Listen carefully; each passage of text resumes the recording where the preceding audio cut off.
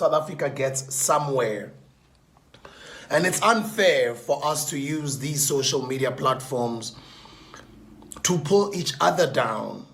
I will not be apologetic. A few moments later. Apologize unreservedly. I believe in the future of young people, in the potential of young people. I advocate for young people's success, young people going for their dreams. And I've always been somebody who plays their role in helping young people get ahead in life. So I would like to apologize with no excuses, unreservedly. I love you guys. I love South Africans. I spread positive energy. And if there's anything that I might have said that has offended you, I would like to apologize. I feel good. Come through the right channels and you shall be feeling our great hospitality in this country.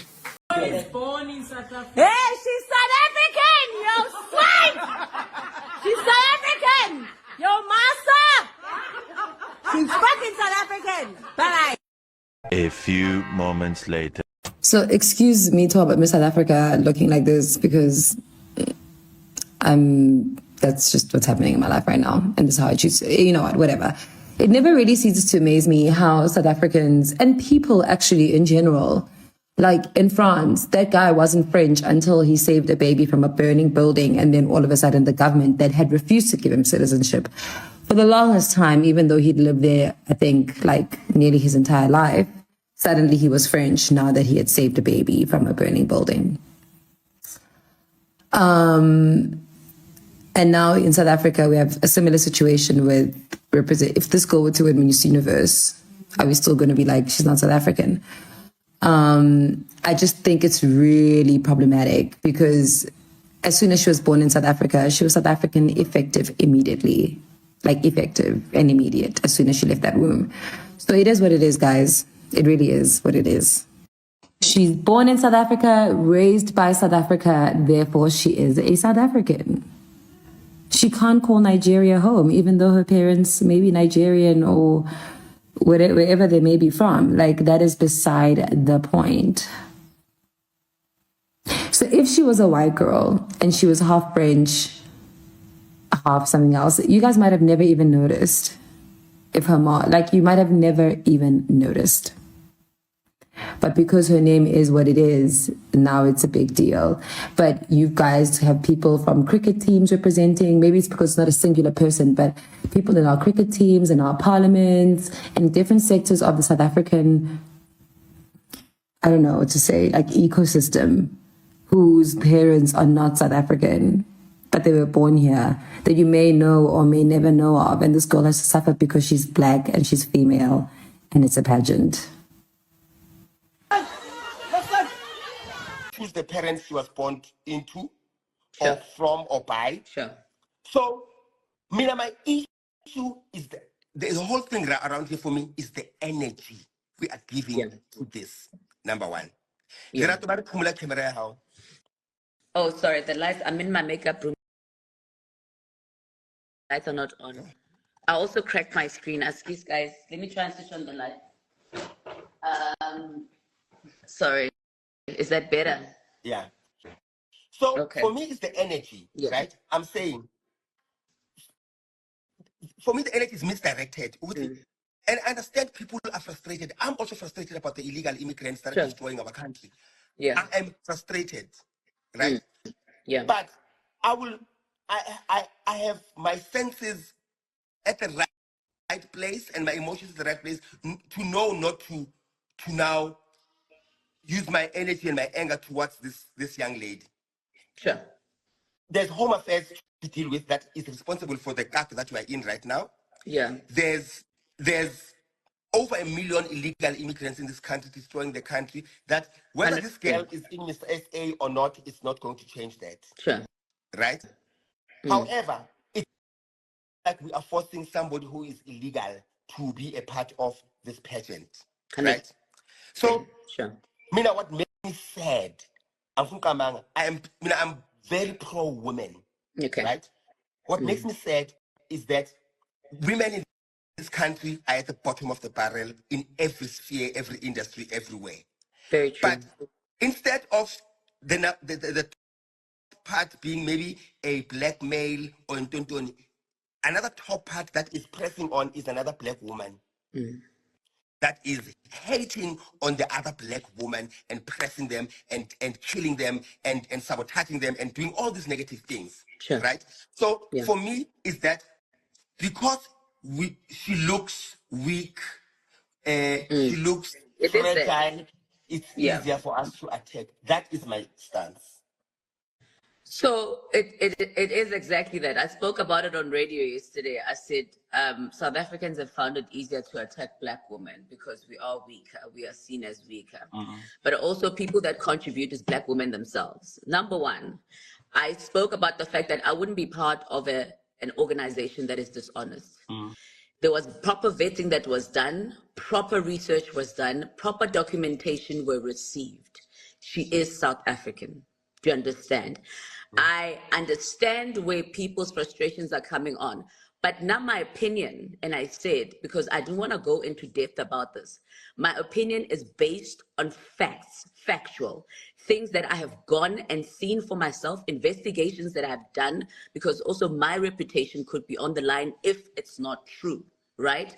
Now, I am putting my head on the table and basing whatever that's happening on facts and not gossip and narrative that's been put out on social media, right? And it's just so sad how the snowball effect, how people literally every week come up with something from her mom is not this, her mom is this and that, and people are running with it. But it shows you that South Africans don't have the time or the resources or the capacity to actually, or to, you know, the effort to make a research. I promise you, 90% of the people that are saying all these things are picking it stompies up from other people and not on facts. Miss South Africa has released a statement that all the necessary requirements were met. The reason why I was chosen as a judge, because you know, friend, I'm very opinionated and I stand for something. I'm not someone who's going to sit there and say, oh, I'm not going to say anything because I don't want controversy around me. No, I stand for something. I speak my mind. I've spoken to the organization. We've said the things that we have to say, and that's it. Do you know what I mean? So for me, I understand where everyone else is coming from, the frustration. I respect it. But why is it easier to attack a black woman? There was a couple of Miss South Africans not so long ago. One was Portuguese. There's others that I'm not going to mention that were half this, half that. But the same energy, the same energy was not used. The same energy was not used. Contestant. Because it's easier to attack a black person. Absolutely. It's easier to attack a black woman. The requirements are you have to be a South African citizen. And that's exactly what she is. So what are we still fighting for? And then I know you mentioned, you know, there's no, the attention is not being given to the other girls. Let me tell you, we've got very strong contestants. They're very strong. They're very open-minded. And this is not affecting them at all because they are focusing on the prize themselves. The only person I feel sorry for, and I'm hoping that she gets some kind of therapy, etc., is this young lady, and that's it. Let's base our points on facts. Social media is so dangerous because everything that you are seeing on social media is based on assumption and gossip. When are we as South Africans going to start making, you know, if it was on facts, that's a completely different thing. And I was a bit disappointed with the minister yesterday, let me tell you. With the last statement that he made, that it's starting to look dodgy. Very irresponsible of him as a minister to say something like that. He could have said, I am going to look into this as a minister. I'm going to look into this. I know South Africa is very upset about this and this and that and that. Yes, and that's fine. But you can't be saying things like, this is looking dodgy. You can't. It's irresponsible as a minister because now we are putting the life of this young lady in danger also, who is already doing so, who's already dealing with so much. If she was let me tell you, if she was dishonest from the get-go, I would have removed myself from the, because it's my reputation. I would have removed myself from the pageant because I speak about, now I'm all about morals and ethics and principles. Do you understand? Hallelujah. So people are just, you know, like, Mang Mang Oreng, a gossip page says this, then we run with this. It's fine when it's other things, but this is something very crucial and a very sensitive subject to South Africans, and that I understand 100%. Can I ask something? So, Yeah. in the top, the top man. Now we are in the top 12. Okay. Isn't there an Asian woman there? Asian South African woman? No, she was out already. She was eliminated. Okay, cool. Now, I've just realized something. For instance, and this is my last question. I have to go, Lerato. I'm sitting. No. I also have to go have a meeting. Yeah. Yeah. Trevor Noah was born to a South African mother and a Swiss father. Please make it make sense to me. No, your people there, they must say it there. Yeah, please make it make sense.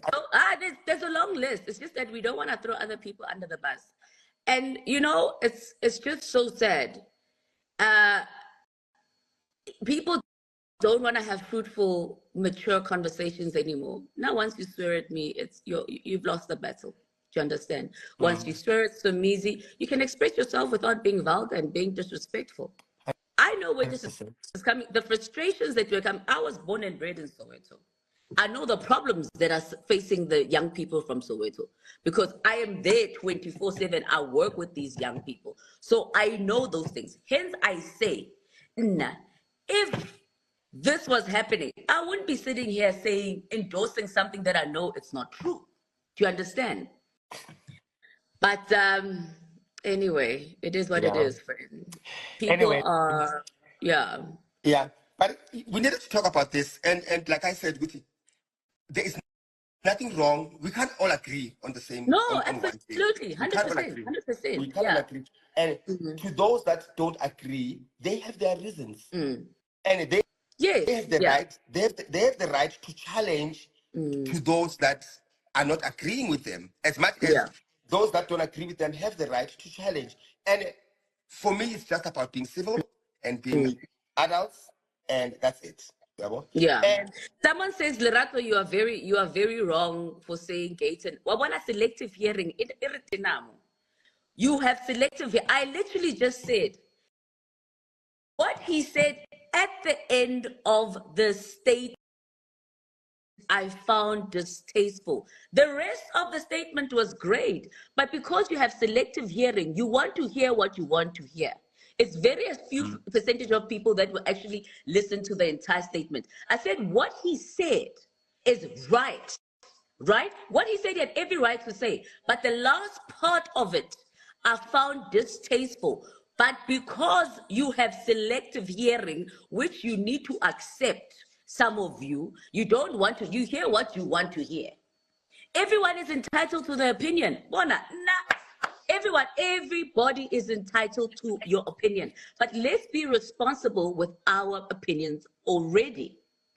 And all I'm saying is that also,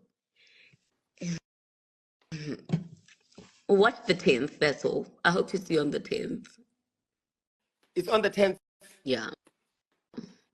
Ticket say 10. Yeah.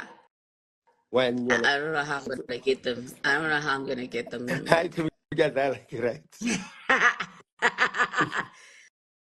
See you on the 10th. Come through, guys. Your opinion is very valid.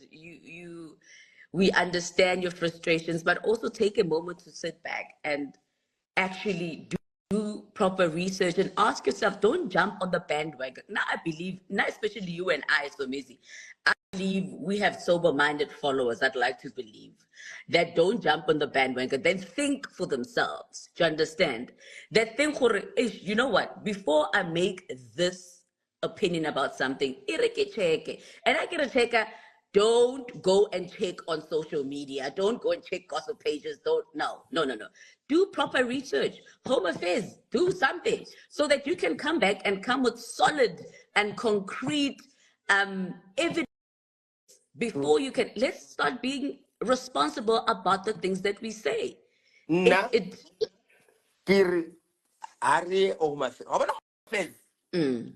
the people that need to be dealt with and started with. Yeah. Because and after this girl, the problem still remains. Yeah. If the issue here is you are a citizen just based on being born here and we are not happy with it, which we shouldn't, because anyone can come and be born here, then it means everybody's going to be born here and become South African. Yeah. You understand? I hear you. That for me is an issue. Home affairs. Home affairs, Kiona is saying this whole thing. And we must by Home Affairs has found prima facie indications of fraud committed by Chidimma Adetshina's mother. The Department of Home Affairs herewith provides an update on the ongoing investigation into the citizenship of Miss Chidimma Adetshina, a contestant in the upcoming Miss SA event. The reason for the ongoing nature of the investigation is that its scope has broadened since the original request received from the organisers of Miss SA based on the information uncovered by Home Affairs investigators thus far. The department nonetheless provides this update to the public based on that official request and consent. We will provide a final update once the investigation is concluded. Upon receiving the request for investigation, the department deployed every resource at its disposal to establish the truth. This has included archival research, visits to hospitals, and site visits to verify information. From the information we have uncovered thus far, the Department of Home Affairs can indicate that prima facie reasons exist to believe that fraud and identity theft may have been committed by the person recorded in Home Affairs records as Chidimma Adetshina's mother. Adetshina herself could not have participated in the alleged unlawful actions of her mother, as she was an infant at the time when the activities took place in 2001. An innocent South African mother, whose identity may have been stolen as part of the alleged fraud, suffered as a result because she could not register her child. The department has broadened its investigation to identify and pursue any officials involved in the alleged scheme and is obtaining legal advice on the implications of the alleged fraudulent activity on Adetshina's citizenship status. And finally, upon the completion of the investigation, Home Affairs intends to press criminal charges and convict all implicated parties. This case, which stems from alleged fraudulent activities committed 23 years ago, highlights the urgent need for the digital modernization of Home Affairs applications, adjudication and verification processes to insulate the department against fraudulent interference, similar to the reforms undertaken at the South African Revenue Service in the late 2000s. The case also highlights the reason for the department's blocking of certain duplicate IDs and that the court-ordered unblocking of these documents must be handled with caution.